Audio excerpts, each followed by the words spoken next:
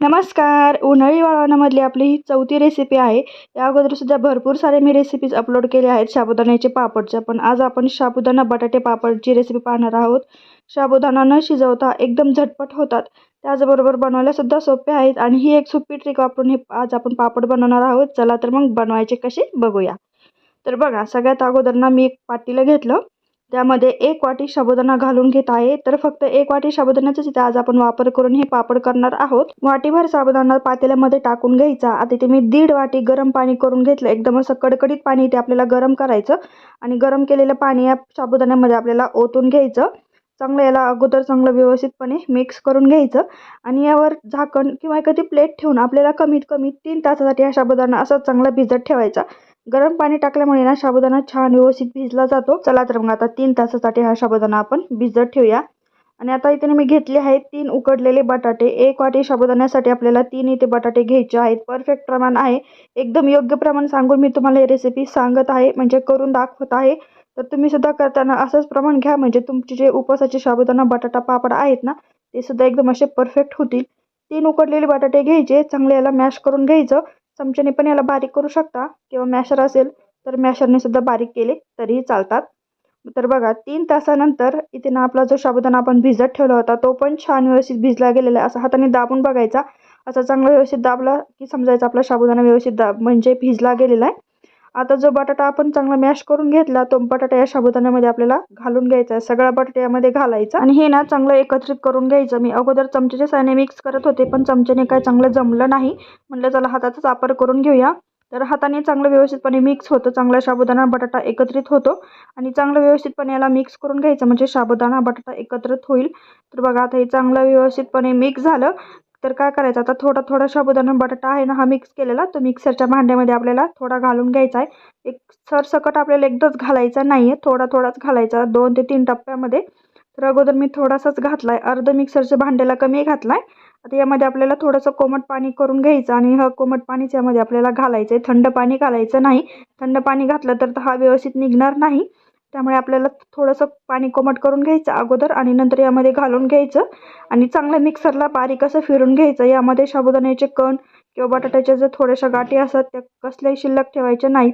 एकदम असं चांगलं बारीक करून घ्यायचं मिक्सरला. तर बघा, एकदम अशी बारीक याची फाईन पेस्ट केली. एकदम अशी बारीक फाईन याची पेस्ट तयार झाली आहे.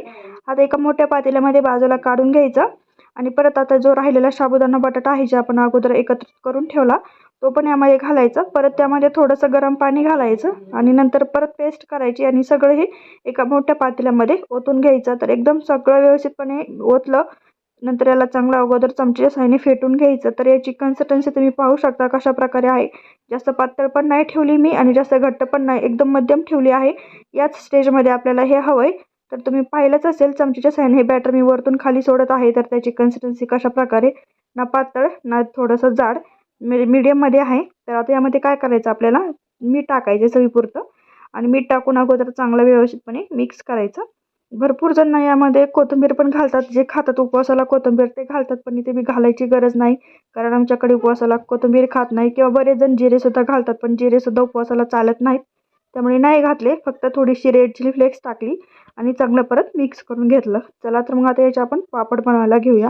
तर सर्वात अगोदर महत्त्वाची गोष्ट म्हणजे इथे मी घेतला आहे मेन कापड. आता बरेच जणांना मी एक व्हिडिओ अपलोड केला होता तांदळाच्या पापड्याचा. त्यामध्ये ना काय झालं, एका ताईंची कमेंट होती की मेन कापड किंवा कापड. तर मेन कापड म्हणजे प्लास्टिक पेपर जो असतो आपला, प्लास्टिक पेपर, बरेच जण याला पॉलिथिन देखील म्हणतात. तर आमच्याकडे शक्यतो मेन कापडच म्हणतात, त्यामुळे मी मेन कापडच म्हणत आहे. तुमच्याकडे जर प्लास्टिक पेपर म्हणत असेल किंवा प्लास्टिक कागद म्हणत असेल तोच इथे घ्यायचा आहे आणि अगोदर त्याला चांगलं व्यवस्थितपणे अंथरून घ्यायचं आणि जे बॅटर आहे ते थोडं थोडं चमच्यात घेऊन मी व्हिडिओमध्ये दाखवत आहे त्याप्रमाणे याचे आपण हलक्या हाताने पापड बनवून घेणार आहोत. तुम्हाला कितपत लहान मोठे हवे त्या कारणानुसार बनवू शकता, किंवा जाड किंवा पातळ. इथे मी थोडेसे पातळच ठेवले, जास्त जाड ठेवले नाहीत, कारण साबुदाणा बटाट्याचे पापड थोडंसं स्टार्टिंगला आपण जाड घातले तर ते वाळल्याच्या नंतर आणखीन जाड होतात. त्यामुळे थोडीशी तुम्ही जी कन्सिस्टन्सी आहे ती थोडीशी पातळच ठेवली. लहान मोठ्या आकारामध्ये करू शकता, काही हरकत नाही की एकसारखेच आले पाहिजेत. मी काही लहान घातलेत, काही मोठे घातलेत, जसे जमतील तसे घातलेत. पण खरं सांगा, हे उपवासाचे साबुदाणा जे बटाटा पापड आहेत ना, ते 1 नंबर लागतात खाण्यासाठी सुद्धा आणि बनवायला सुद्धा खूप सोपे आहेत. तर बघा, एक एक करून सगळे पापड इथे बनवून घेतलेले आहेत. सगळे पापड इथे बनवून झालेले आहेत. आता आपण 2 दिवस छान कडकडत्या उन्हाळ्यामध्ये वाळून घेऊया, म्हणजे आपला पापड एकदम छान व्यवस्थित असा कुरकुरीत होईल. तर बघा 2 दिवस छान अशा कडकडत्या उन्हामध्ये वाळून घेतले तर पातेलं भरून इथे आपले पापड तयार झालेत. 1 वाटी साबुदाणा आणि 3 बटाट्यामध्ये आपण कमीत कमी 100 पापड नक्कीच बनवू शकतो. तुम्ही पाहू शकता किती छान आपला पापड बनून तयार झाला आहे. तर आता बघा मी तुम्हाला तेलात तळून पण दाखवते की पापड कितपत फुलत आहे किंवा कितपत तो कुरकुरीत झाला आहे.